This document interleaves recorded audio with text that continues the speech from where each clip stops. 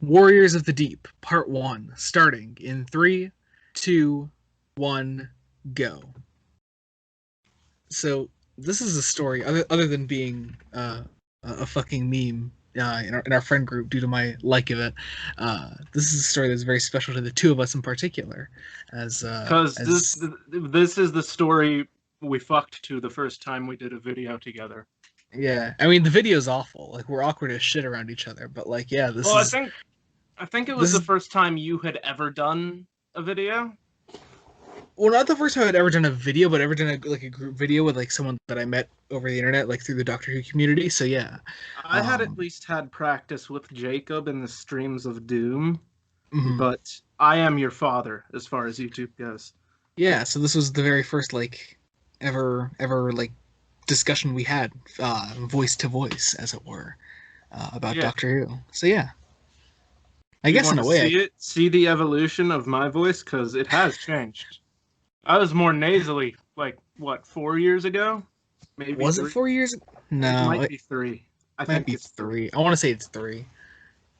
Because I know I met you over 4 years ago, but I don't think we started doing videos together until much later. Yeah, you're probably right.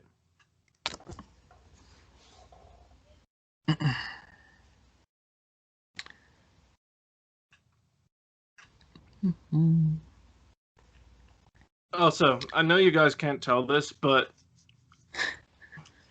Warriors of the Deep on BritBox is very obviously ripped off a VHS tape. It's not cleaned up in the slightest bit. It's fucking awful. There's like, Can we talk? Can we talk about how many different versions of Warriors of the Deep have been officially released by how the many have there BBC? been? Well, there's the VHS copy, of course. There's the audio version because of all the stories you give Warriors of the Deep. One with audio and linking narration. Well, Um, it might help to improve the visuals in your mind. that's true. That's true. There's that. There's those. There's the novel. There's the DVD. Obviously, we're gonna get a Blu-ray someday, on a collection box set.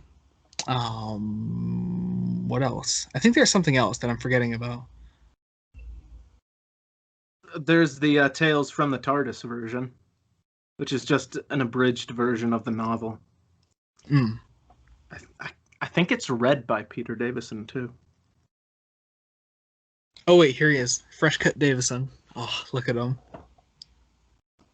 Sexy man Turlo vibes from him.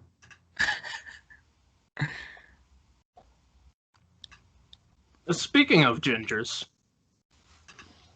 Okay. I know that's like a big leap, but speaking of those people, um, What were you actually about to say, Brian? Those what? I heard that hesitation.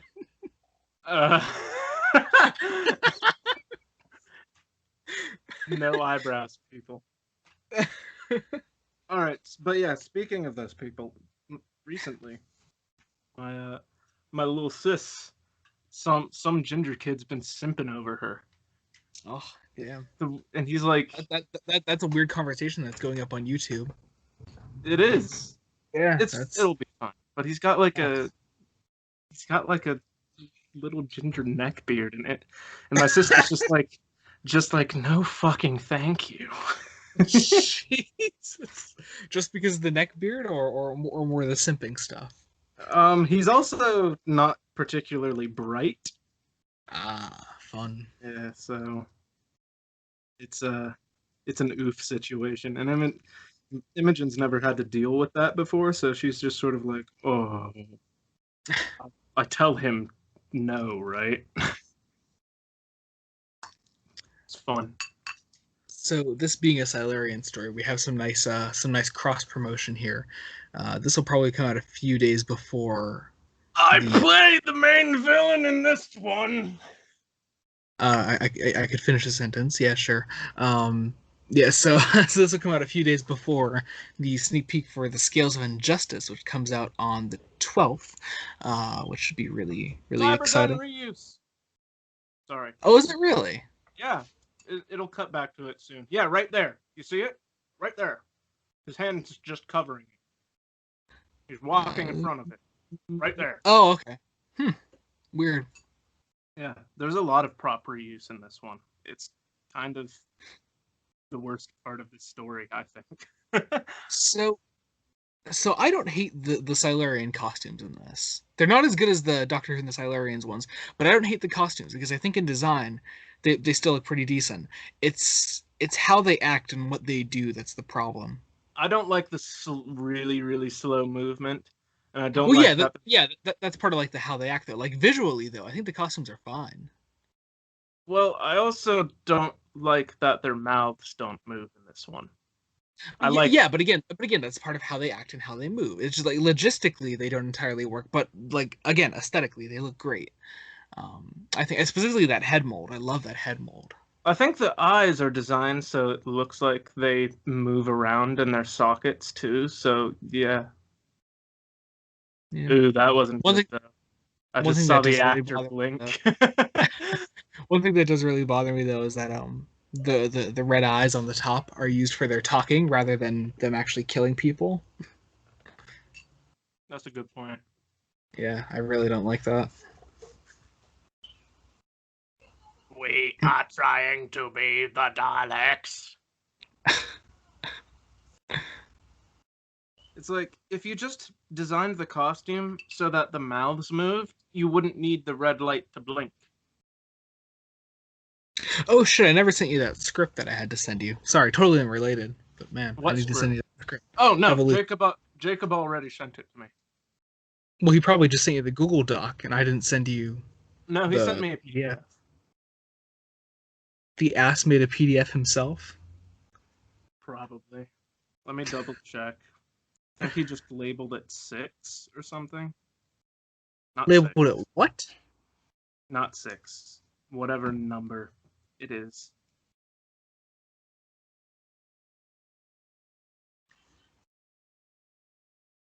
You clearly don't want me to say the name of it, so I will keep quiet. Oh no, I don't care about the name. Everyone knows. I already announced it on Instagram. So yeah, Evolution, the script for that one. Got an email from someone else too. Ooh, is it a sexy email?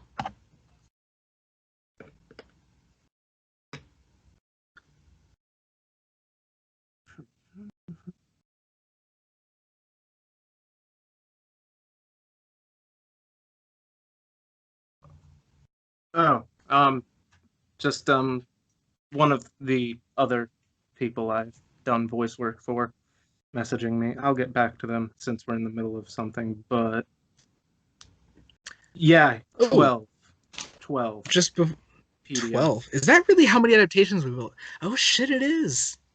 Hot damn. Are we really going on 12 stories with that one? Shit. That's like a lot of episodes of Doctor Who. Damn, go us. We're fucking cool, aren't we? Yeah.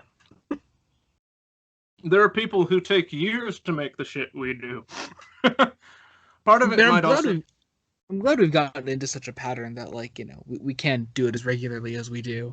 I Part mean, of it. it is still only 4 stories a year, but like I think it's still a decent amount. I think part of it might also be something. I lost my train of thought.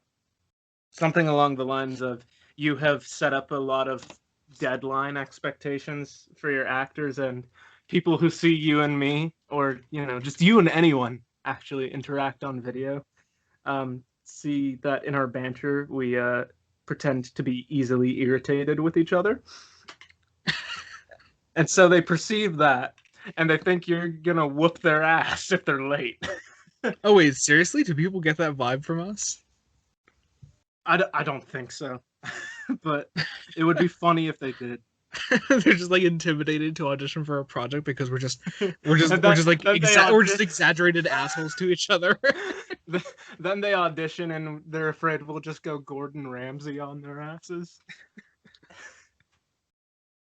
When like for one of our major characters for scales, I'm still waiting on like the last third of their line.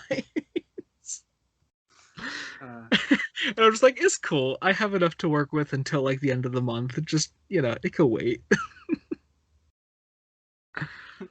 I think I've done I think that I've done so many of them at this point that I'm just like I'm tired of pulling teeth though. I'm just like, look, just get them in when you fucking can. If you don't have them in eventually, I'll just fucking cast someone else. I mean, that's just how it goes in theater world in general. If you don't show up and do your shit, you're recast, man. Yeah. Yeah. And I think Like, that's why we have I think that's why we have such a strong group of regulars though, because like they know how it goes at this point, they know how to work with us. They know that we can be lenient with deadlines, and that they aren't necessarily deadlines so much as like, hey, if you could just have it in around here, that'd be great. Um, if there's a holdup, just let me know and we'll set up another date. well, I've been trained specifically by my acting teacher to make deadlines if it's the last thing you do. So there have been days where like I think I know I got something in late. I think it might have been Exodus and Times Crucible, maybe. I can't remember honestly. You get a lot Eh, of things in late on it to be honest. I do not. I get them in last minute. There's a difference.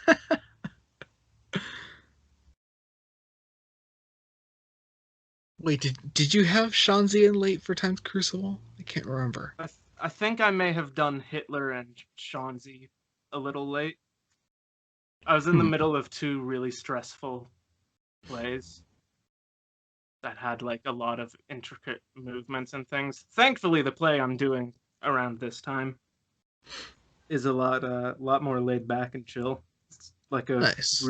really abridged Shakespeare play, and Ah, we're not cool. we're not working with like any heavy props or scenery or anything like that. So Cool. Cool. it shouldn't take so much of my time up. Oh, speaking of like deadlines and getting shit to actors, though, I was just talking with someone before we got on this recording. Someone who's going to become very important in the adaptations. You probably already know who I'm talking about, Brian. And we're just talking about like sending her off scripts for upcoming stories, and she is gonna finish doing research for a certain character tonight, and I will get those scripts sent off to her. She's gonna be good. Oh yeah, she's gonna be really good. I have no doubt. And this specific person, I'm not gonna name her, but she's way too hard on herself, man. Oh, for real, for real. Like, chill, chill, please. Like, I'm not gonna lie. The couple times I've been late with my shit, I've beat myself up about it. Yeah, But but I like, mean, like, it's all good. I don't care, Especially if you're a regular. Like, if I've done like two or more projects with you, and in your case, you've been in all of them. But like, just generally talking to like other actors. If I've done two or more with you, like, like I know you're reliable. I know you get your shit in. Um, there's no reason to be hard on yourself if you're a few days late or even a week late. I don't care. I think I, I think I was even on time with Scales, and I wasn't quite right in the head with Scales. Oh, by the way, I started editing Silurian scenes finally in Scales, Ah, and they're how are they? oh they're turning out great, my man. Oh, so good. How how do you how are you I liking love the way you did that. I love the way you did that first monologue as Ball. So good. it? I am an earth reptile. But like it totally sets it. Like it's the first time that like you get like a full on scene with the Silurians in the story, and it Oh takes a while, yeah, no, just I like a knew Doctor Who that the was Silurians. important to get down. I think I spent an entire evening on just that. I mean, I wouldn't blame you. I mean, the final take turned out perfect, honestly. I think it's actually a mixture of takes. Is it? Yeah, because that monologue's really long. It's like a full page. Oh yeah, or yeah. and it's really hard for me to do stuff like that without stumbling over at least one word. And I figure in a live performance you can't really do anything about stumbling over words, so you just sort of have to move on, right? But since Mhm. I'm sitting behind a microphone, I figure if I stumble over a word, I'll go back and do it until I get it right. So Yeah. eventually I did that so many times. and I was just like, you know what? I'm just gonna do different takes of each little chunk, and the ones I like best, they'll go together and Yeah. stuff. Speaking of Frankensteining lines, you know that like little Seventh Doctor cameo thing I did for Jack for what figure adventure day or whatever it was. FA Day, yeah. FA day, yeah, thank you. Apparently like he Frankensteined that. I I did a few different takes and he was like, okay, so I cobbled together a few different versions and here's what I came up with, and I was like, oh, okay, all right, that's I did like 4 takes and apparently Yo, it needed to be like cobbled together. speaking of Jack, I'm not sure if I'm allowed to say this, so I'm not gonna, tell who the actors are. But besides myself for Trial of Davros, he got some really talented people who are like, you know, formative years Brian heroes to do that. So Oh damn. yeah, What did I'm you really to do like Dalek voices or Doctor voices? Doctor voices, and I Oh, think oh, oh! I bet I already know one of them, but I won't say. you can just message me. No, no, I'll just talk about it between episodes. Um, How far in? Oh, we're actually pretty far into this. yeah, yeah, we've just kind of been rambling this whole time. Well, Oh yeah, that's fine. That's back. what people come to these to hear. They're not watching the episode with us. They're just listening to us fucking bullshit.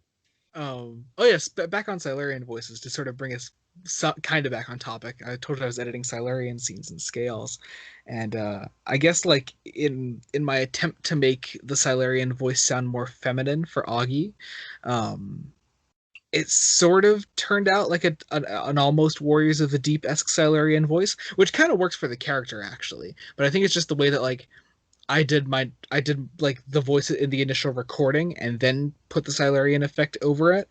It made it sound kind of Warriors of the Deep, which isn't entirely the goal, but I think it works. So The here's final how I output. did my feminine Silurian voice. What I essentially did was I recorded a line, right? In a sort of high pitched, really shitty impression of Lala Ward. And then I pitch shifted it by like 6. Then I applied the effect. Mm. And that's how did I play Tawny? I think I played Yeah, Tawny. I think you were Tawny. So Tawny, I was really proud of my performance as Tawny. And it's also tough because Tawny's part Sea Devil as well. So yeah, I gotta like throw that extra effect over it. Yeah. Sometimes that effect like clips the line way too much. Mm. I don't. For Did me, you run for into me, that problem? I just sort of like do the Sea Devil voice naturally. Like I just like break up my words myself rather than putting an effect over it. Yeah, I'm not able to do that. Hmm. I forget. Are you able to roll your R's? I am able to roll my R's. Hmm. Sorry, Some just like talking about like certain things you're able to do with your voice reminded me. I forgot if you were able to or not.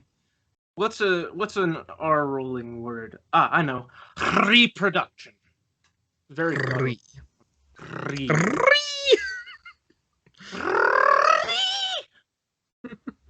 There we go. Yeah, I can roll my R's. Cool. R rolling is fun though, which is Oh why yeah. I'm upset that I can't do a good Sylvester McCoy.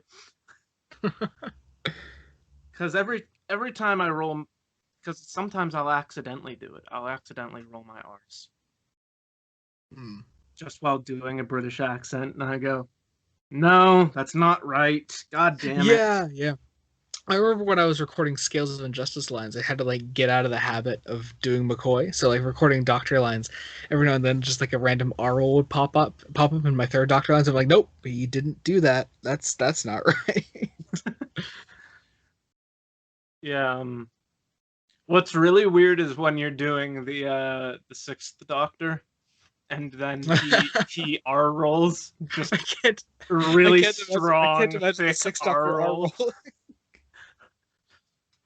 And like, a little flip of the tongue is fine. That's all well and good, but I'm talking like full on.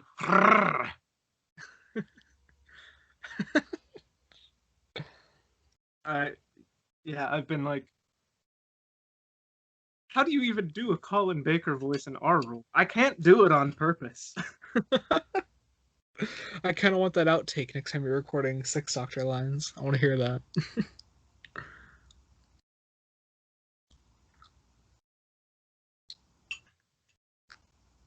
I might be able to reproduce it if I get in the mindset of I'm trying to be Russian. You know, when script editing Evolution, because I was only doing it quite recently, I was able to like. I've heard people complain about the characterization of the Doctor and Sarah Jane in that book, but like I don't know. Every single time I read their lines in my head as I was script editing, I was able to like perfectly picture Tom and Liz Sladen in my head. Well, since I like to think I do a half decent impression of his voice, I'll be the judge of that.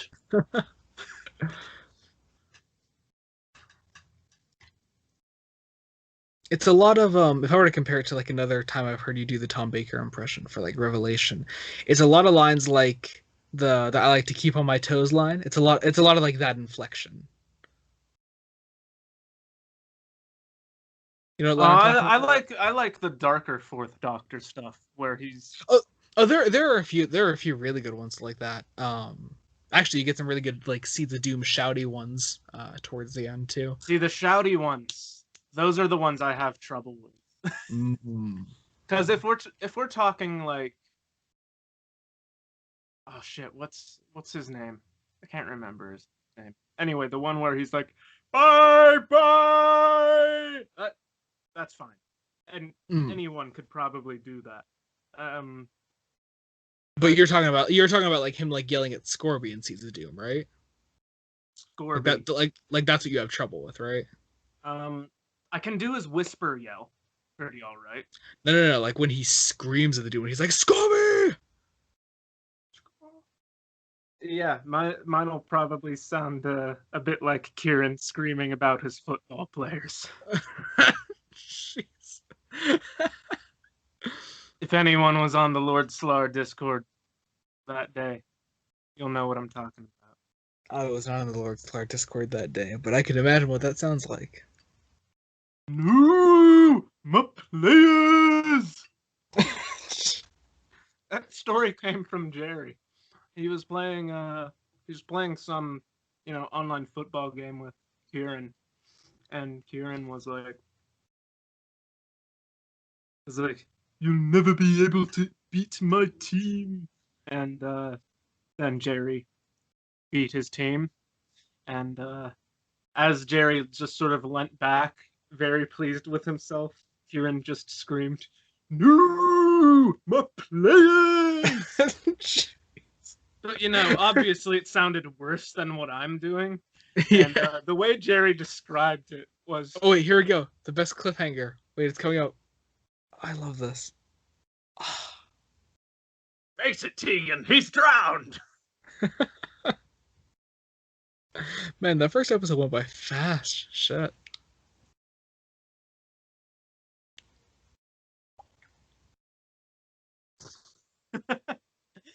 But Although yeah, 80s Who credits are long as shit. Sorry, go on. so the way Jerry described it was he had he just laughed and laughed and laughed and laughed, and And I just sat there he and I he's laughed. he shed a tear at the fact that he was the only person who was ever going to hear that.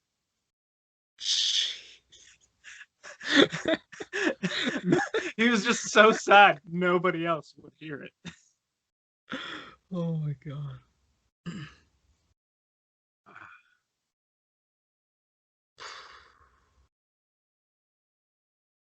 82 credits really are long shit. Yeah, yeah, yeah. They gotta be like a It's whole okay minute, right? though. Like the Yeah, 8 yeah. themes are my favorite iterations of the theme because I'm lame. What the fuck?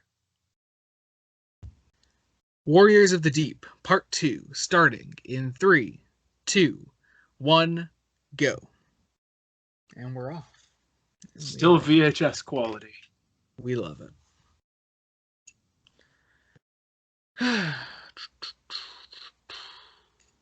What is your favorite? I think I asked this question already of you like 3 times on separate commentaries, but I'll ask it again because it seems to change every time. What's your favorite iteration of the Doctor Who theme? You know, I the answer always changes for me. I have a couple favorites. Does it have to be TV or No, just any. there's any? That actually makes it a bit more difficult. Fuck. Well, if you want, I can limit it to Big Finish. You know what? I probably don't feel that strongly about any of the Big Finish themes as I think I do in my head. um, hmm, Probably either the Hartnell theme or the McCoy theme. All right. I've also because the other answers I've heard are I don't care and the TV movie theme. That was I was actually about to say that as well. I do really like the TV movie theme. So, what do you think of like David Arnold's version of the Doctor Who theme, the grindy one from Big Finish? The 8 one, right? Yeah, Yeah, yeah, oh yeah, I like that one. I like that one a lot. a lot of people hate it. Really? Yeah, people can't I get on enjoy it. board with the sort of. I like to imagine it as bits of metal scraping together. Wait. Are we thinking of the Charlie Arrow one, right? Yeah, the Charlie Arrow one. It's grinding. Huh. Yeah. The theme Cause I, grinds, cause I and fucking hate the Lucy and the Mary Shelley themes. Those can die in a hole. I really don't like the Mary Shelley themes either. Yeah, that one can fucking die, and I really don't like the later Lucy one because they use the David Arnold one early on, but then yeah, then they switch over Well, to whatever the there fuck that other one is. there are two versions of the later Lucy one. There's one where, because they're technically called the Nick Briggs arrangements. There's Well, one they're where, huh? well, they're shite. Well, there's one where Briggs actually reverses the melody and has it play softly, and there's another one where he does that again, but it isn't as prominent. And I like the one where he reverses the melody. Mm. I do quite like the War Doctor theme though. That one's quite good. That one's sort of in the same vein as like Debney, though, isn't it? Which is the TV movie theme. Sorry, I know the themes by their composers. Yeah, I don't know them by composer. I don't know. I think it's a bit different. Oh no, it definitely is. I'm just saying it's sort of in that, big orchestral, Oh yeah, if you mean yeah. grand sweeping. One thing I don't like, as much as I like the theme, I don't like how similar that is with the novel adaptations one, the one that starts in Damaged Goods and goes on for the later Chris and Roz Yeah, ones. yeah, I don't Yeah, like it I either. don't like how similar they're because it really fits the Time War stuff, and I love that. But and as much as it does still kind of fit the later VNA feel atmospheres, I, I don't know. I just don't like the fact that they're as similar as they are. Although, if I can count it, my favorite Doctor Who theme probably actually is the War Master theme, if I can count that. The War Master theme. I fucking love that. I'll let you count it because you know what I counted. I don't know if you've heard these audios, but like when I did my big compilation thing of all the Doctor Who themes, sort of like as one giant theme tune, um, I included the theme from The Ultimate Adventure. I've not heard that actually. Oh, So, it's not the Doctor Who theme at all, man. jeez. It's close. I'd say it's closer to the Natural History of Fear one. Oh, okay. I didn't even include Natural History of Fear. It's not. Did you include the Live 34 one? No, no.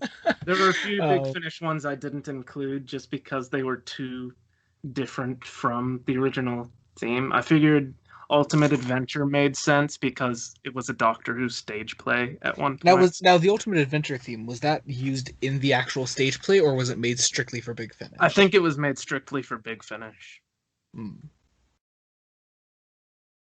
But yeah, no, I think I also used Curse of the Daleks, which is sort of like a hybrid of Dalek Empire sound effects and the original theme. Mm.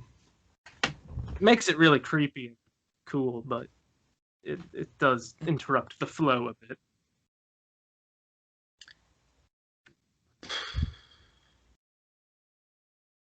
I guess that's a good question. Because there have been a few one-off Big Finish themes. I don't know. I get really interested by the theme discussion. It's lame. Sorry. How about your thoughts on New Who themes? I really like the first New Who theme. I think it's okay. I think That's probably for me. That's probably just nostalgia talking. I really don't like the second Tennant one. Oh yeah, that one can fuck off. But I do like the early Matt Smith one. The early Matt Smith one's okay. But my favorite New Who theme is easily the Sega Nakanoa one.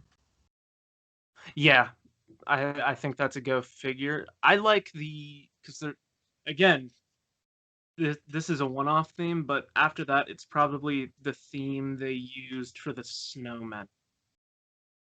Oh, I know what you mean. Yeah, I kind of like that one.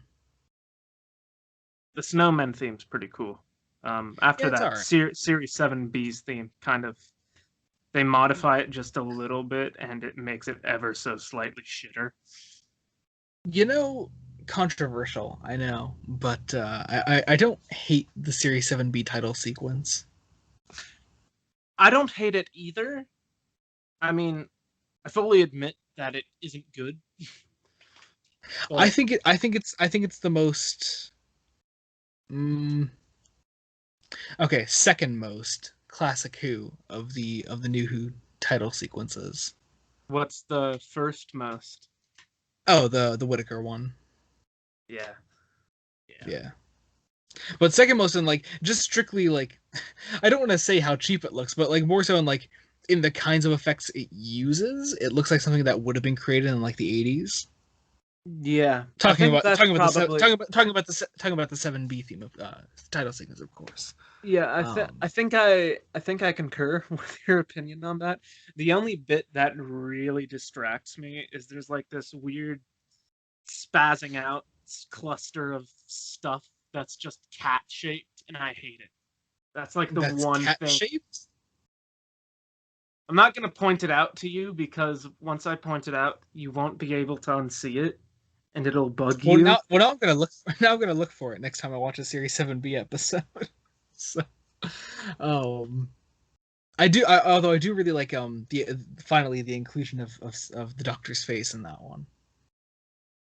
I'm upset they did away with that for the Jodie Whittaker. Yeah, because because that's one of the essential parts of the title sequence for me. Like it just in any iteration of Doctor Who, like I love the face in the title sequence. And just doing like the top of their heads, like with mostly just seeing the eyes. I think it's like a nice modernization of the idea of having their face in the title sequence. And then they got rid of that. Having them subtly there too. Like yeah. There's a lot of Matt Smith's face in in Series 7B, but it's like a blink and you'll miss it. I like that. I also like that Peter Capaldi's, as much as I don't like the sequence, I do like that his are just the eyebrows.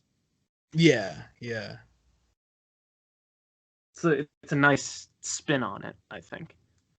Especially Capaldi's, I mean, yeah.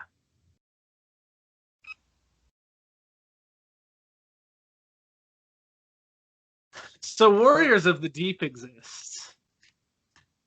Yeah, that it does. We haven't been talking much about it. I feel kind of bad because I do like it. I like the script. I think the script is there. Production is what lets it down, but mostly because, and I think the production could have been saved as pointed out in the commentary track of the DVD, that if you just turn down the fucking lights, it's way too overlit, and you see every little facet of the production. It just makes it look awful. I have a similar issue with the arc in space. But like just for the arc in just space also to like has the like Gallifrey segments for me though. the arc in space also has like, you know, pretty cool costumes, pretty good actors aside from that one woman, and a pretty decent script behind it. Whereas Warriors of the Deep, as much as you like it, it's not a great script. I think it's a good script. Yeah, I don't think so. I think there are a lot of things that let this one down. And greatest of all crimes, I've said it multiple times and I'll say it here again, is like Warriors of the Deep is just boring. I'm not particularly entertained by it. Like, I don't hate it, which is weird because normally I hate boring things and things that make me bored. But I'll put this on like a rainy Sunday or something. See, for me, it's a weird conundrum because like I like the script and I want to find potential for like something to enjoy in the script, but also I kind of laugh in a so bad it's good kind of way at it. So like I don't think it's boring. So I don't think it's boring in the slightest. I think there are concepts in it that I like. I like also, the idea. I don't hate this... the set design of the. I don't hate the design of the Silurian ship. See right there. That's the cyber gun. Yeah, I saw it earlier, Brian. You did? I'm retarded. Yeah, I said, oh yeah, there it is.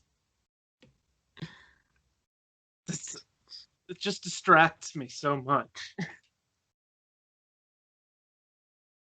I do like the idea of this Cold War between, everyone. So, doesn't it turn out like the Silurians were behind it all along or something? Am I wrong? Am I misremembering and getting plot points confused? Isn't there a Cold War happening in the backdrop of this or something? Yeah, I don't think, are the Silurians involved in it? No, I think they just happen to be part of this plot. Okay. Because like they made a big fucky wucky on the Silurian territory. Oh yeah. Okay, that makes sense.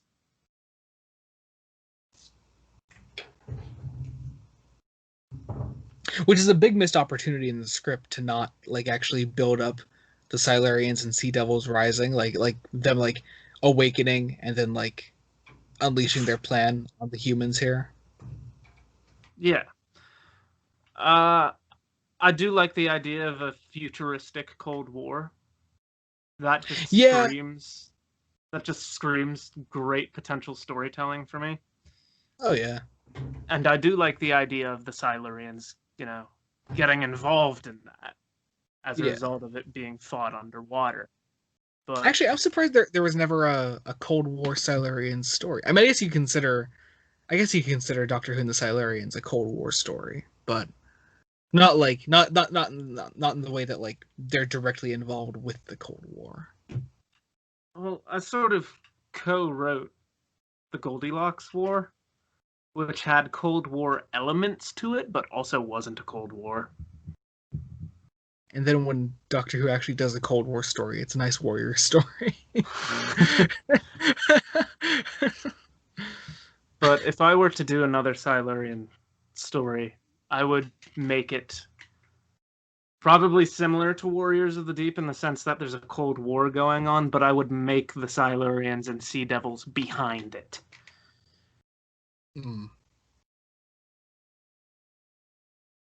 I feel like, speaking of morals and shit, would,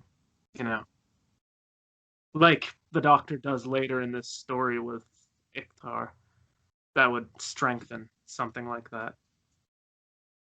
Because if the Silurians are behind it, you get a sense that Iktar isn't playing around. When he says, total extermination of the stupid apes, you get he fucking means it.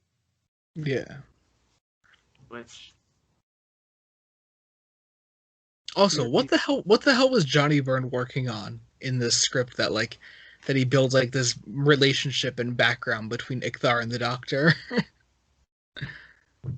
He probably just couldn't remember the name of the Silurian from fucking Doctor Who and the Silurians. You know, the evil one, the one who isn't Octel.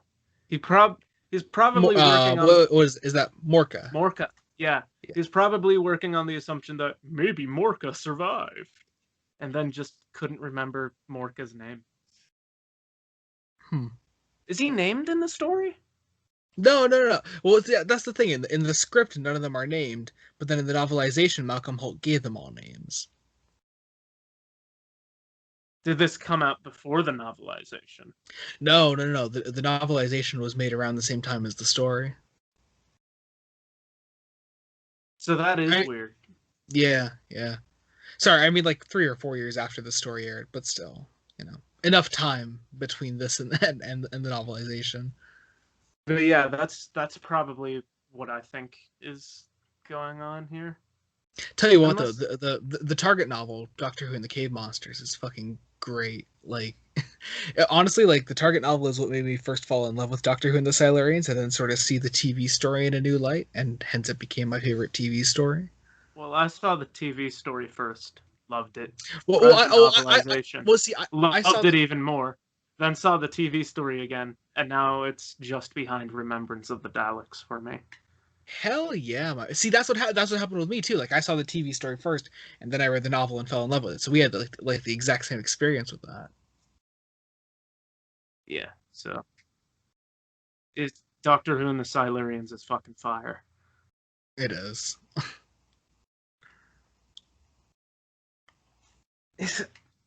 Speaking of, you know what's fucking weird about my favorite stories across each medium? Hmm. They're all Seventh Doctor stories.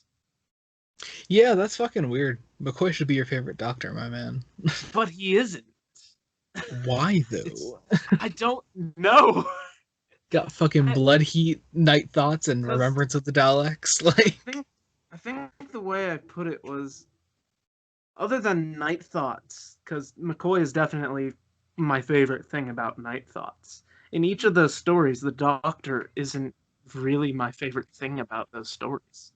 but the Doctor is like a major aspect of like remembrance of the Daleks. Blood heat I can understand, but remembrance of the Daleks that's like prime McCoy. See, I'm more interested in the Dalek Civil War aspect. Well, I get that, but even In then, like the human characters. but even then, like one of the major aspects of it is this is the first time we see the Doctor being a manipulative bastard. Oh no, don't get me wrong. He's definitely great in it. It's just he's not, at the forefront of my mind about things that I fucking have an enraged nerd boner for. You know what I'm saying? Hmm. Like that. Do you have a favorite comic story, or have you not read enough? I don't feel I've read enough. I haven't read any McCoy comics. So I mean, from what I've read, his magazine comic run isn't particularly great. Apparently, it gets really good when they start integrating themselves with the VNAs. But the only really good one I read in that first volume was Cold Day in Hell, the one with Frobisher and the Ice Warriors. yeah, I heard A Cold Day in Hell was good, and I want to read it because, despite McCoy not being my favorite Doctor, he's definitely top 3. Mm. He's just behind Colin. And the Ice Warriors have basically over the course of like the past 3 years become my favorite Doctor Who monsters. So I kind of want to read A Cold Day in Hell. It's a great story, and weirdly enough, for season 24 being the only thing they knew at the time for McCoy's characterization, he does some Cartwheel master planning shit in that one, specifically in the way he defeats the Ice Warriors. That's great. Yeah. But yeah, no. He goes all seeds of death on them. Ooh. Yeah, it's good shit. But yeah, no. A Cold Day in Hell is definitely on my because I'm not into comics, very, very, very tiny Doctor Who comic bucket list. I think it's like I want to read the Eighth Doctor ones because we stand 8 over at my channel. Actually, that first volume of Eighth Doctor comics is phenomenal. I've heard Which it's makes- all pretty good. Which makes sense. Well, I've only read the first volume. It's Alan Barnes at the pen, and he fucking kills it as far as like a nice overarching plot for the whole thing. Well, Alan Barnes is just good at characterizing the Eighth Doctor in general. Oh yeah. If there were like a showrunner for the Eighth Doctor era, quote unquote, it would be Alan Barnes. I mean, shit, he was the one who orchestrated most of the early Charlie stuff, at least. Mm-hmm. Here's the boy. Look at him go. Look at that Chad. The Merca. What do you think of the Merca? See, again, I like the Merca in concept. I think he plays a great role in the script, but fuck, the production is just Styrofoam. still wet another paint, interesting tidbit. I think this is the episode that, because Stephen Moffat had a bunch of friends who made fun of him for watching Doctor Who when he was, like in college. Yeah. And so he was like, "You guys come over to my house and we'll watch this week's episode of Doctor Who." And it was this episode of Warriors of the Deep. Jesus. And suffice to say, they made fun of him. Where's my Merca Eagle Moss figurine though? The Merca Eagle Moss figurine is not actually half bad. There's no Eagle Moss figurine of the Merca, Brian. There isn't? No. I thought there was. What? Oh no, there isn't. I saw some custom thing then. Yeah, I saw that custom too. Can someone make a Merca? Can someone make a Merca fan cam though? Like, come on. Another little interesting tidbit about the Merca is I imagine Croker sorry. What the fuck his name is. From the Divergent Universe as basically a two-legged Merca. Oh, okay. Because you've heard Kerdroyo, right? Yeah, I've heard all the Divergent. So like when he walks around, he has like this sort of frog-like footstep, and so that just made me think Merca. See, that's weird though, because like for some reason when I first heard the Croca in Creed of the Kramen, for some reason I couldn't get this image out of my mind of this like this small floating being who like didn't actually walk. So when I heard him walking, I forget what story he first walks in, but I'm just like, oh, that's not what I was expecting at all. Suffice to say, I imagine Croca as Chibi Merca. Which is really, really weird thing to say.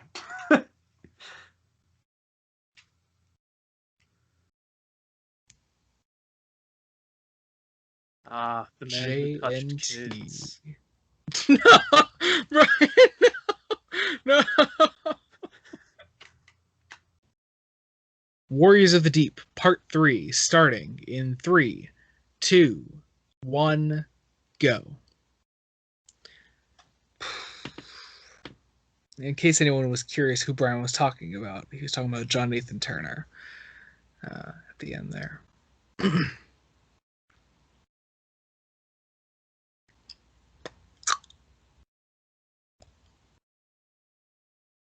Every time I watch an 80s story, I'm just like, right at the end, I'm like, what? Thinking about John Nathan Turner makes me uncomfortable. Ah, gotcha. Actually, I would highly recommend if you have it or if you're going to get it, the season 26 Blu-ray, the documentary on JNT's life. It's actually quite nice.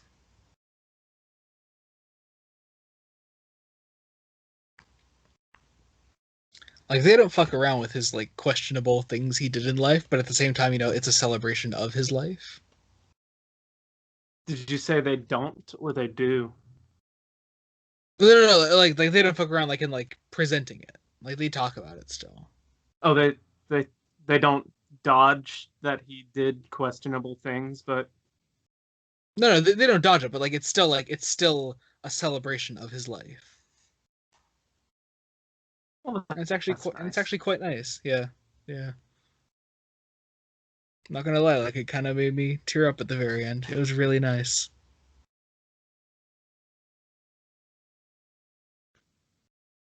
How hard do you think Jacob cried watching that Liz Sladen thing? I still don't have the nerve to watch it. There are things, Joey. There are things that I'm not easy to move to tears, and I get over things very quickly.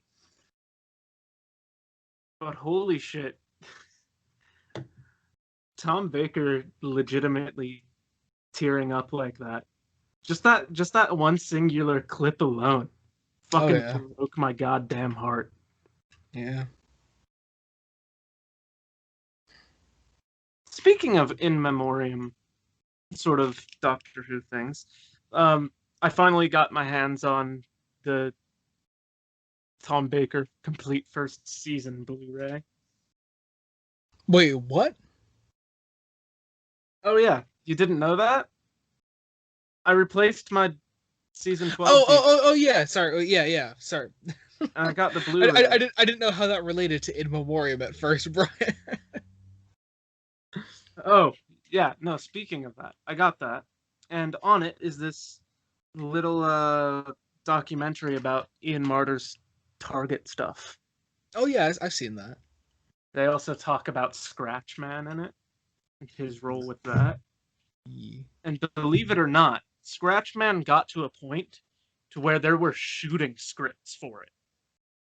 Damn. It wasn't just like, an idea they had in like a half completed script. They had the full thing planned out. Tom Baker had the only copy and he fucking lost it. Have you watched any of the behind the sofas on it? I'm not a huge Or fan of Behind the Sofas, which is weird because everyone loves them. have you fucking tried watching any of them? I watched all the season 18 and season 19, Oh, the season 18 ones are perfect. and I was just like, eh. Part of it The might season also be I watched the stories, then watched the Behind the Sofas Oh, back to back. that's not how you fucking do it, Then Brian. how do I do it, Joey? You just watch the behind the sofas isolated. You know what else I watched? I watched Tom Baker watching himself. What doth you mean? The Tom Baker years, of course. Oh, yeah. That giant 3 hour special where I he never took the just time to sits in watch front that. of his TV and watches a clip show of himself. What Jesus an ass. Christ. I love him. Well, because apparently all the doctors did their own sort of years thing, and I think William Hartnell and Patrick Troughton were probably already gone, but John Pertwee was around. John Pertwee chose all of his clips, and Of course he did. would talk about his clips. Well, you get to Tom Baker. Tom Baker's is a mess because he was like, rather than do what John Pertwee did, I figured I should react to the clips, and I was like, are you fucking kidding me? This is a 1990s Tom Baker reaction video. He's just, Is it actually entertaining hello to watch, again, you. or is it This just, is Tom Baker. or does it get kind of boring? It gets kind of boring. I'm not gonna lie. Mm. It is 3 fucking hours, dude. Because he plays a clip from every single story. And the entire time he's just like, aha! You I know, don't remember a thing about that. I kind of want to see that now. There are a couple where he's like, ah, yes, well, that was from a story called Genesis of the Daleks.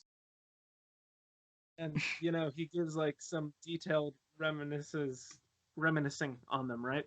And then most of it is just him going, ah, that was a story from. I can't remember the title, but it was a story I did. Don't remember anything about it. Speaking of great things we've done in our lives, have you saw my What my great the Tom Baker years is a great thing he's done in his life. yeah, exactly. So you saw my greatest show in the galaxy thing, right? I did. Did you see my response to it? Wait, I forget what was it. I got so many replies to that thing. I I quoted, everything just sort of I like filtered out. quoted this video. I don't know if you've seen it. It's called Railroad. Basically, Lightning McQueen gets in a crash and, you know, has this vision of a demon Thomas the Tank Engine who's basically like, I will give you immortality for your soul. Lightning Ooh, McQueen okay. goes, Lightning McQueen goes, but what of life after death? God, and the halls that await me in the afterlife. And Thomas the Tank Engine doesn't even look at him. He's got like big black demon sockets, by the way. And he just goes, Drain thee of woes. Your God has turned his back on you. That's why my tracks still push me forward. Jesus Christ. Okay, I remember that response now.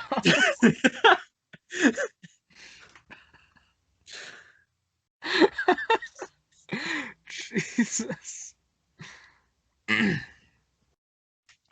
Ooh, Brian, are you gonna watch the great VNA ranking when it comes out with me and that I recorded with me and Jacob and Mason? how long is it? It's an hour and a half. Okay, thank God. I was about to say, because like Dylan's ranking videos turned out to be like, what, 3-4 hours a piece? Oh no, we do rapid fire because the first time we recorded it, we got a half hour in, and then I accidentally fucked up the recording, so we had to restart it, and then we just did like rapid fire, and it got the video done in like an hour and a half. So How did yeah, you agree on everything? but that's just the thing. We didn't agree on everything, so we had to fight it out. But luckily, it was like it was a majority vote, so there were only three of us, so there couldn't be a tie. I think Blood Heat didn't make it very high up, did it? I adore Blood Heat, so I fought for it as much as I did, but you're gonna have to watch the video to find out how far it got. It is pretty high up. It is high up? Like, yeah, Okay. I like to take most of the credit for that. You mean it could have been really low? Well, I know, I don't know if it's. I think Mason isn't the biggest fan of it, But it's Jacob, so good! yeah. But so me and Jacob were fighting for it, but but see, I'm sorry. see, okay, no, go ahead. Joey, that fucking yes was the most like deeply sexual thing I've ever heard come out of your mouth. I just go, Wait, what? it's so, I squeak, it's so good, and you go, yes. Wait, did I really say it like that? Yes! Okay then. But like Jacob and Mason the entire time, they were just like screeching for Lung Barrow to be as high as possible, and so I had to fight them multiple times to make sure that it wasn't at the very top of the list. Just the It got so fucking annoying because like Lung Barrow was beating everything out. Like there are so many better VNAs than Lung Barrow. I mean, Lung Barrow's still in my top 10, but like Yeah, but it's not top 5 for but me. the At least. Fenwick, the looms. I'm sorry. I mean, no, that, I know that's a stereotype that Lung Lungbarrow is Barrow is just. far more than that. I but, know like, it's far more than. Like, I've read up a little bit on it. oh yeah, but I don't know if you knew this, but Blood Heat is like my number 4 VNA. So like, yeah, it's pretty damn good, It's my favorite Doctor Who novel. Full as stop. it should be based on what you've read, because you haven't read any Cornells, right? Um, thought I had one coming up at some point, but I don't know. You probably do, because I know he writes a few EDAs, right? I think he did. Hang on.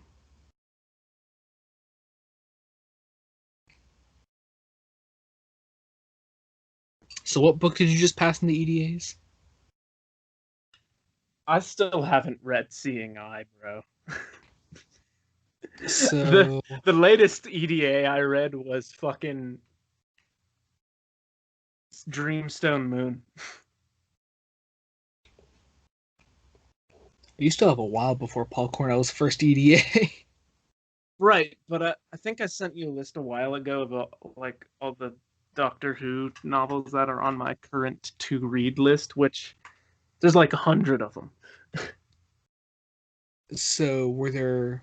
What do you think of like VNA's? Goth Probably, opera, maybe? I think Goth Opera might be the one that's closest to coming up.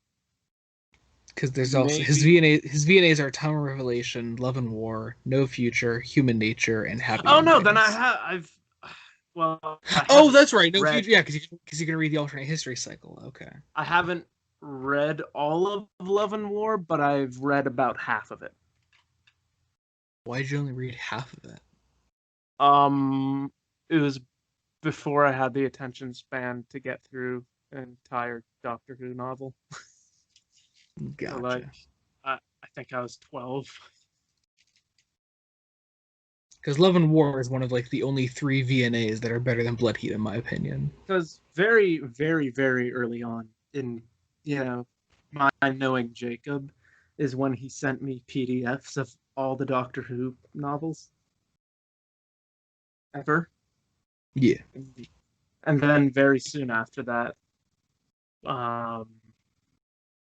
viewers won't know who this is, but a former online buddy of mine, I don't consider him a friend anymore, and I think I'm pretty safe in saying that Osgood stumbled across a lot more of them, including the short trips from Big Finish. So I have like a giant collection of all the classic Who novels on PDF, or at least the ones that were written in the wilderness years and like the mid 2000s. Mm. I'm talking like Telos novellas and shit like that. Stuff that's out of print. Yeah. Oh yeah. With the Benny novels that I got in today, I'm only missing six of them, meaning only 6 of the entire Virgin Publishing Doctor Who line. Does this mean you've technically read more Virgin novels than Jacob? Oh, I already have, yeah. Get fucked, Jacob. Yeah, I've read well I- more than him because I've read 2 more Decalogues than him, and I've read 8 more Benny novels than he has. I feel like I need to be upfront about something real quick. Because, like, as far as banter goes, I pick on Jacob a lot. I like As you Jacob. should. As I should. No, I do like Jacob. Jacob's a great guy. I've had really nice conversations with him. I know I pick on him a lot, but it's all in good fun. I know sometimes I may get a little too, but at the end of the day, none of it's serious, and he's a genuinely great guy. For I a love him. Cyclops.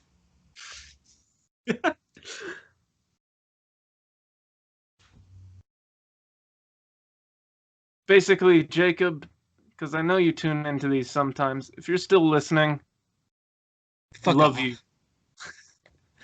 Love you. All bromo. No homo. We I'm sorry, homie Bri- section. I'm sorry, Homie Brian. I'm section. sorry, Brian. Are you homophobic?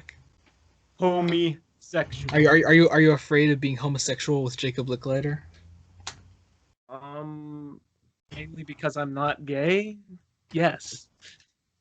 So what you're saying is you're afraid of being gay, as such homophobic.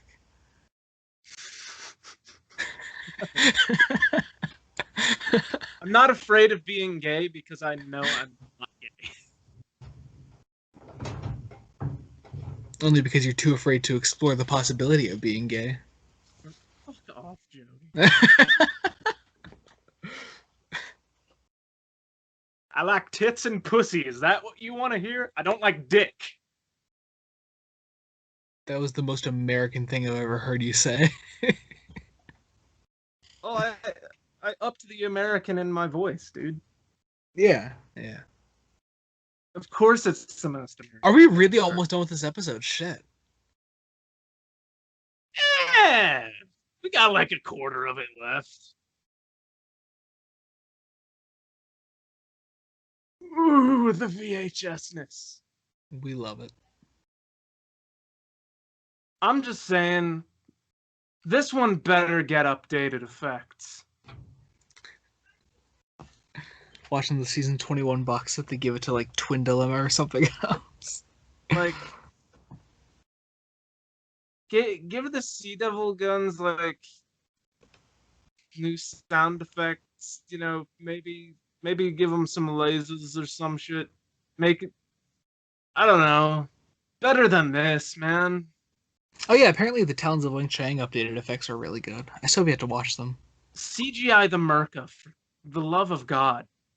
I mean, hey, if they could CG the giant rat and talons, then anything's possible. If they can CG the giant snake in Kinda, they can CG the Merca. This story really needs CG.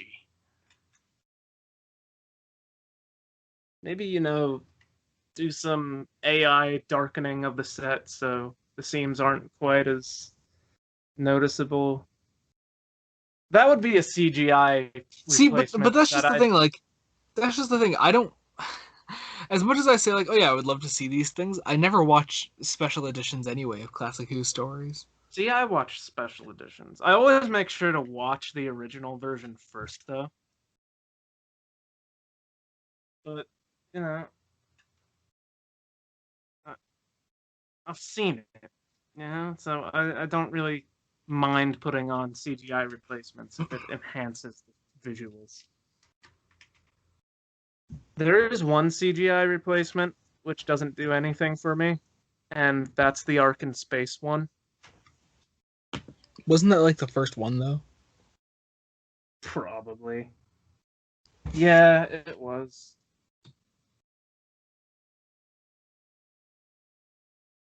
Oh yeah. Back on books though for a second. I have some EDAs on the way, Brian. No! No! I have beaten Jacob. My next stop is to beat you. Jacob's already beaten me. Well, no, I mean Jacob. Sorry. I mean Jacob. As far as like VNAs, you're the BBC books weeb. So I'm the guy who prefers BBC books over Virgin books. see, but you haven't read as many Joey, new I'm adventures. telling you, Virgin equals Virgin. BBC equals big black cock. Haven't you said multiple times on this commentary alone that Blood He's your favorite Doctor Who novel? But that's not the point, Joey. That's kind of the point. Your favorite Doctor Who novel is from Virgin Publishing. And the rest of them have been published by the BBC. I don't know. You also really like Legacy and the Scales of Injustice.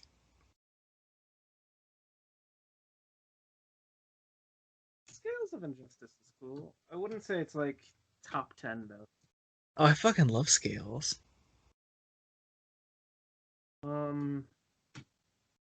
Legacy has significantly fallen I think that is still top 10, but it's not as high as it once was. Wait, you like Legacy more than Scales? You're still surprised by my shit opinions. Dude, that is really bad. That is a really shit opinion.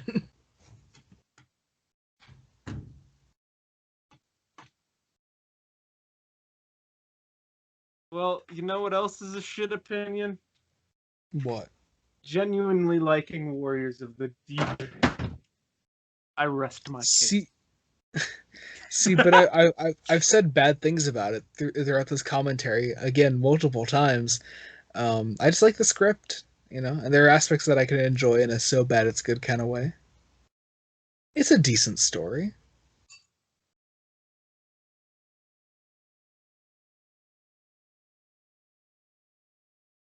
And also, if we're talking shit season 21 opinions, you don't like Caves of Androzani, so That's true.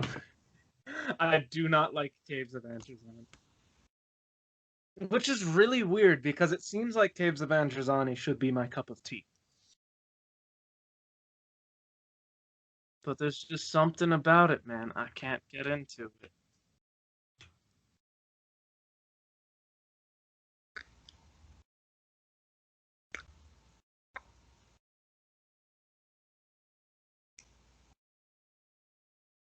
we're coming up on the best cliffhanger though. So the doctor just burns this guy's motherfucking brain out. Yeah, as the Doctor does. The man who never would. Oh yeah, that's the man who never would, right there. That's my never ask me to play an Australian. You got it. Or New Zealander. You're dead. I think that was a talking point of the first video. That is, yeah. You're dead. I have to do the SpongeBob thing to achieve that, man. Oh man, I just do that.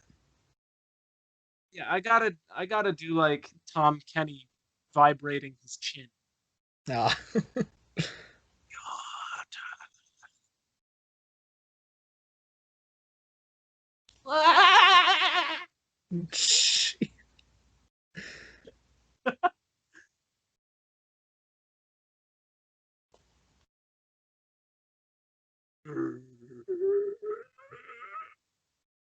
Good, we good. Hmm? I got my Eagle Moss Fourth Doctor sitting next to me. Cool. Thinking about pyramids of Mars.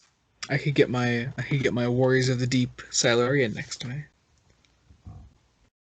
I could set Blood Heat down next to me. Warriors of the Deep, Part 4, starting in 3, 2, 1, go. I think my biggest sin as a Warriors of the Deep stan is not having the Target novel. Smoking, nicking, sucking dick, baby. Ha Fuck. I just wanted to say that as Peter Davison's face was on screen. I don't know why.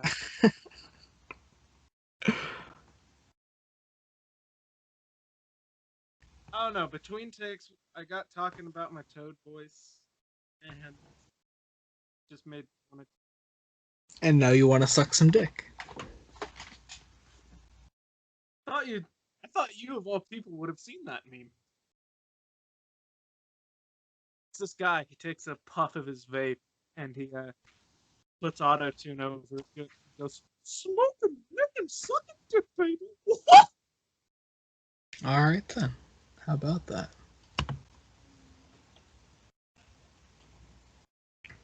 Do they cut him saying U-turn? Oh, that'll be fucking hilarious. No. It's after this.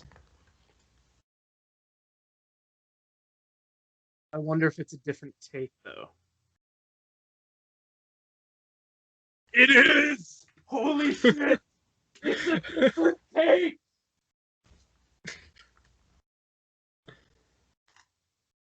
They said, fuck it. That line is so good, we gotta do it again. So Oh shit. Oh shit. Also, people seem to like your you and Marcus as an audiobook team on Romance of Crime. Really? Yeah, it's doing well view-wise for the channel, and yeah, Any it's a good enraged time. Gareth Robert haters yet? No, I don't think so. So honestly, understand as a human being and a writer separately from each other. But if you don't like him as a writer because he's a shit human being, reevaluate your opinion of his. Hell yeah. I legitimately don't like both. Oh, come on. Romance of Crime is great. Romance of Crime is good. I'm liking Romance of Crime, but I don't like English Way of Death, and I haven't liked any of this TV stuff. So Oh, come on. Well-Mannered War is great. I do like the Shakespeare Code. Shakespeare Code is very meh for me. Oh, come on. Unicorn and the Wasp is at least fun. Did he write Unicorn and the Wasp? He did. I didn't know that. Okay, then Yeah, it's a great episode. I do like Unicorn and the Wasp then, but See, there we go. most of his work, it falls flat for me. I I haven't. mean, I can understand that. I can understand that. I I mean, even haven't- for me as a book nerd, like I don't oh, shit. Even for me as a book nerd, I don't typically like his VNAs. I like Highest Science. The other two, not so much. Specifically, Tragedy Day. But his Missing Adventures are actually really, really good. Oh, that's a shame because the cover for Tragedy Day makes it look really cool. Yeah, it's got the Dimension Riders effect. I'd say less so though. It doesn't look as cool as Dimension Riders. Yeah. Dimension Riders is like, and fucking Tragedy Day is like, ooh, okay. Yeah, Tragedy Day is in my bottom 5 VNAs. Is it really that bad? Yeah, it's really bad. But yeah, not a fan of Roberts. Zamper's kind of fun. But the Highest Science is only the only really, really solid VNA I'd say he has. I am interested in the Well-Mannered War, though. I haven't heard it or read it, but I'm interested to experience it. Oh, Well-Mannered War is phenomenal. Well, I've heard really, really, really good things about it, but even then, I heard really good things about English Way of Death, and I really don't like English Way of Death. Yeah, I don't entirely get people's love of English Way of Death. Like, it's cool, but it's a bit more bog standard than I'd like it to be, especially coming off of Romance of Crime, where Roberts captures that era so perfectly.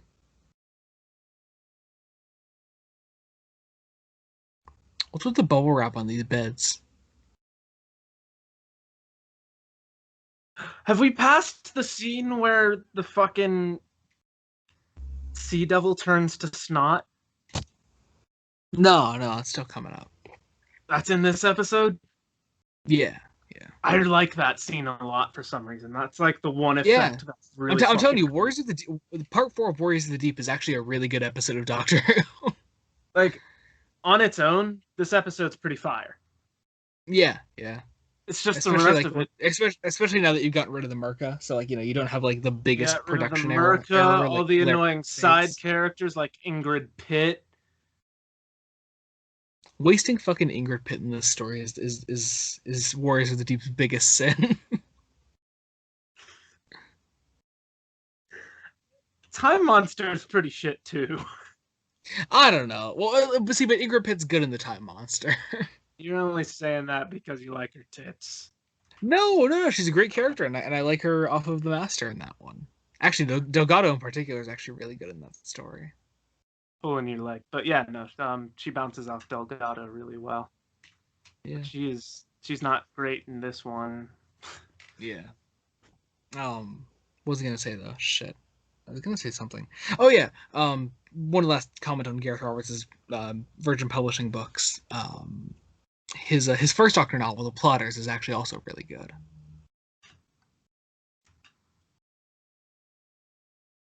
Okay, so I'm pretty sure in Mordrin Undead, Turlo doesn't outright say that he's not from Earth.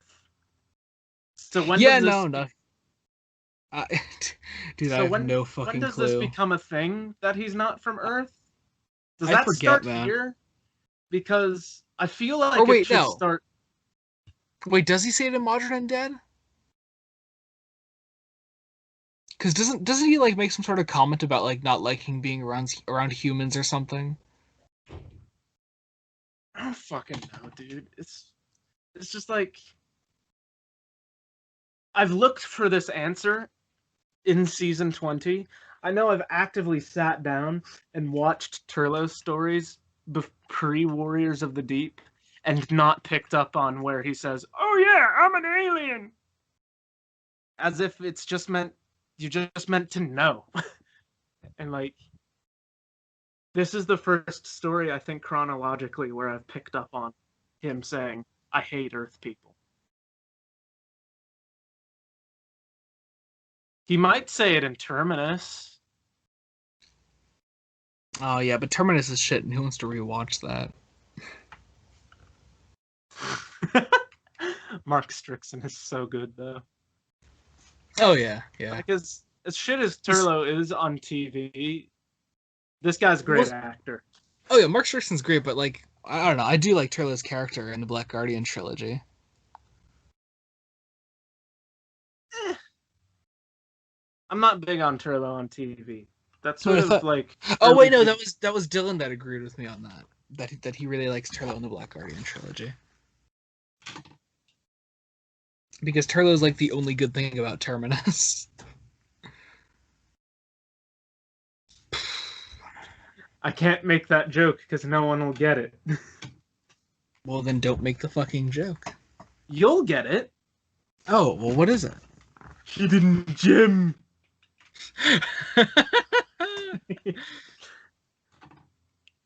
I fucking love the fact that Tegan wears yellow tights in this story.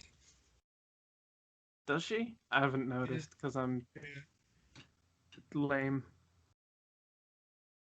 What is that thing around Iktar's wrist?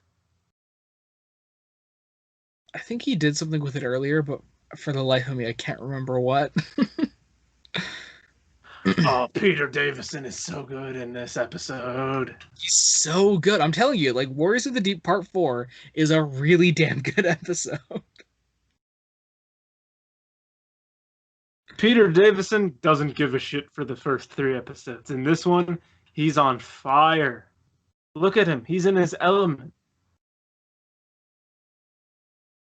Also, are the Sea Devil masks used in this story just slightly modified versions of the old ones? I think so. Because. Yeah. Okay. I don't like the samurai look. Oh yeah, it's shit. Yeah, I don't like the samurai look. Samurai Sea Devil's not cool, bro. I also don't like that their fins are folded against their heads. Here, When yellow they don't tights. have the Yes, helmets wait, on. when they show Tegan again, yellow tights. Wait, cut back to Tegan, damn it.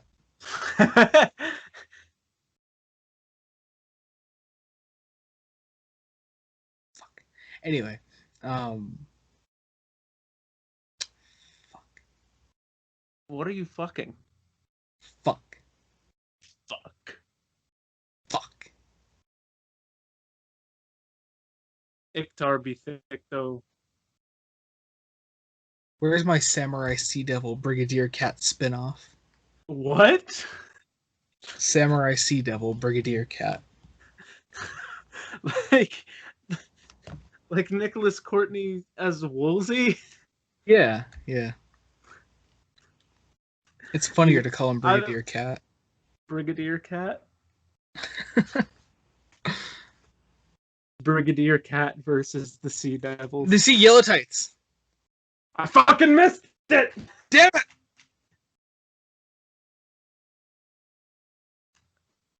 I think I caught a glimpse of them. There they are. See, Yeah, right yellow there. tights. God, she's like foreshadowing Colin Baker. Right. Does she have green shoes on? Please tell me she has green shoes on. No, she has red shoes. That's almost worse. Well, Colin doesn't wear green shoes. It's red with like that green, or are they red and green? I thought they were green with red on them. I have to No, no, check no. my action No, figure now. No, Damn it. it's red with green on them. How do you know? Because I've studied Colin Baker's costume, as everyone I'm has. checking my action figure because I don't believe you. I'll be right back.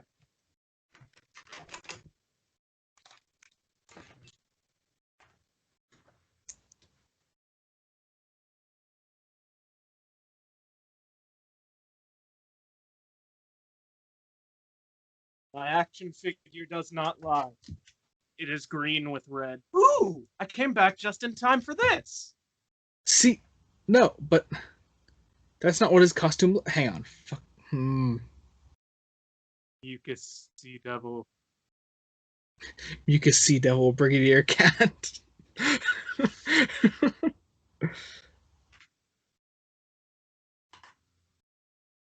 Oh wait, am I wrong? Yes. Oh shit!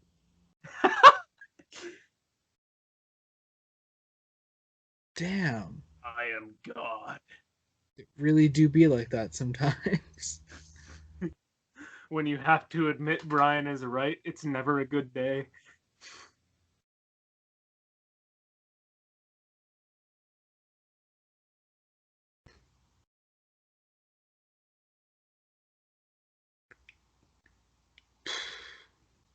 My schedule for tomorrow just changed twice during this entire commentary for work.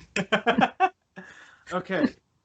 So, you know that photo I put up today? The one that eSpace edited, John? Oh yeah. My mother joked that I should use it as my senior photo. She said this deadpan, and I was like, okay, I'm down. And Tell me it actually is. I thought about it. I was like, I kind of want to get professional photos done, but my wacky, I'm not gonna say wacky. He's not wacky. He's really serious and awesome. I was poking fun at it on my Instagram and my Facebook today, and my cousin goes, "Please use this picture as your senior photo." He's out of college, by the way. Please use this picture as your senior photo. You can be like everyone else, or you can be like you. Guess which I'll vote for. I was like, damn. That is a convincing argument. Are you doing it? I have to think about it now because initially I was like, Come no. on, just Initially do it. I was like, no, and now I'm like,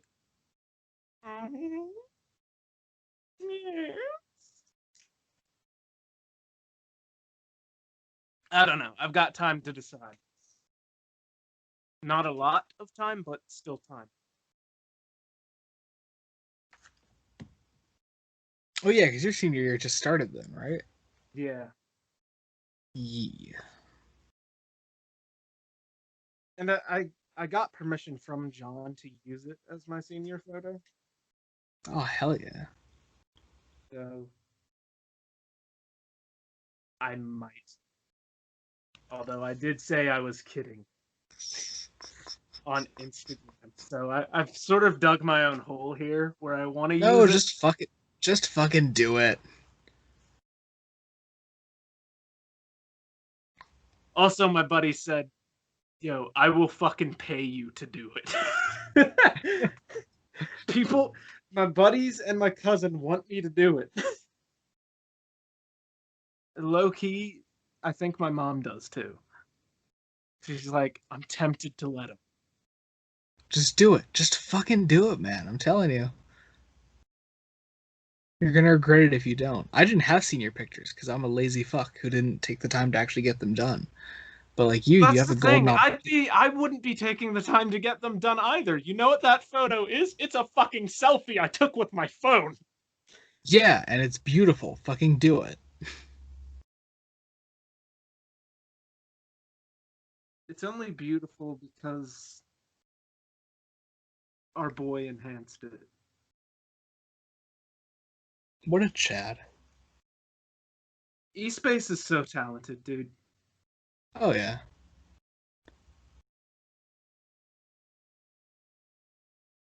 Oh no. And I do have a version with a blank background too, so if I really didn't want to include the weird howl around Doctor Who effects, I could just send that in.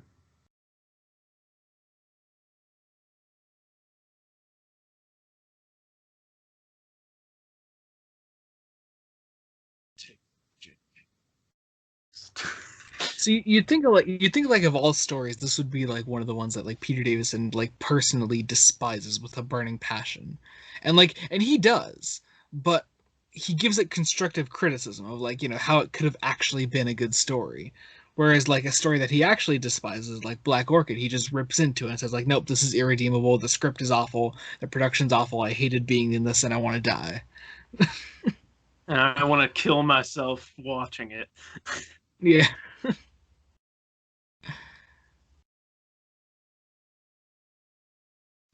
Davison's relationship with the Doctor is very odd to me because a bunch of them approach it like, oh yeah, the Doctor's like part of me, it's very special to me, and Davison's just like, paycheck, please.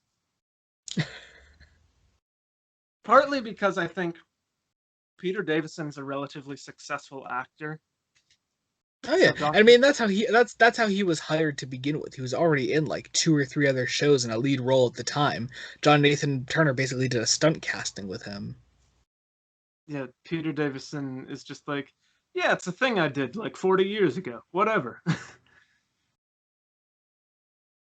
Although I will never get over that photo, and nothing like encapsulates that mood more than that photo of Peter Davison holding the Keizo Androzani certificate for like best Doctor Who story ever, and him like flipping off the camera. I mean, it's a I I normally don't like that attitude in actors because But he still enjoys doing it, I think. yeah, he finds this weird balance of like he enjoys doing it because why else would he do Big Finish? Mhm. Uh, Even without Big Finish, he's still getting a pretty decent income with actor stuff he does over there anyway. Mhm. So like, but yeah, it's actually a pretty unique variation he has, I suppose. Whereas people like I said, Tom Baker, Colin Baker, even Sylvester McCoy to an extent, are like, oh yeah, I love playing the Doctor. It is probably the most fun thing I ever did. Tom Baker probably even more so because the man's like William Shatner in the sense that he is his character. Oh yeah, yeah.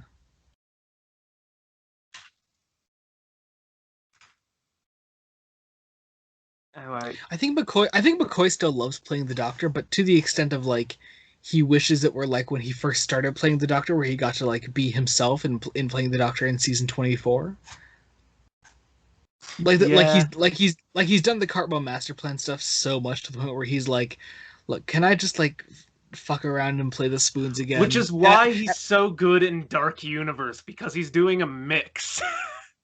And like yeah, but like I respect his attitude nowadays, where like he's just like, look, I just I want to fuck around. I want it's more the attitude of like I want to be young again. I want to just like take the time to like do what I loved about playing the Doctor in the first place. Which is the silly stuff. Because Yeah. he started off as a stand-up comedian, didn't he? He's a comedy guy. No. He was a member of of Traveling Circus, I believe. Still comedy. Yeah, oh yeah, and that's where all the stuff from Greatest Show in the Galaxy comes from. That whole bit where he's entertaining the gods of Ragnarok, like those are actual like circus tricks that he learned. But yeah, one of my favorite. I'm gonna spoil it because fuck it. But my favorite bit of Dark Universe, just like little bit, is I think it's the cold open to episode 3. Where- Oh yeah, the whole I say that whole thing. Are you talking about that one? about the Dark Universe? It's a tragedy. You know, yeah, I fucking love it. So good. And then the Doctor Who theme crashes in, and I was just like, oh, yes, I love you. And they let him do the same thing in Psychic Circus too, which honestly, Psychic Circus is an even better story if you get the chance to listen to that one. First off, he loves it because it's a really like Dark Universe because I'm a Doom Coalition weeb. Oh yeah, I like it for that reason too. But Psychic Circus actually is not just a sequel to Greatest Show in the Galaxy; it's also a sequel to Paradise Towers because it's a Stephen Wyatt script. Oh my god! And I actually genuinely enjoy Paradise Towers. Oh, now you do. Now I do. It's not an you. ironic thing anymore. I really One of us. See, it really is one of those. It really is one of those stories that you appreciate more each time you watch it. It's the best thing about that season. It was definitely the saving grace when I did my marathon. Hell yeah! See, like it's such a great story. I remember I didn't like it when I first saw it, and like I've seen it a few times since, and it grows on me more each and every time. But yeah, so Oh, he just said it.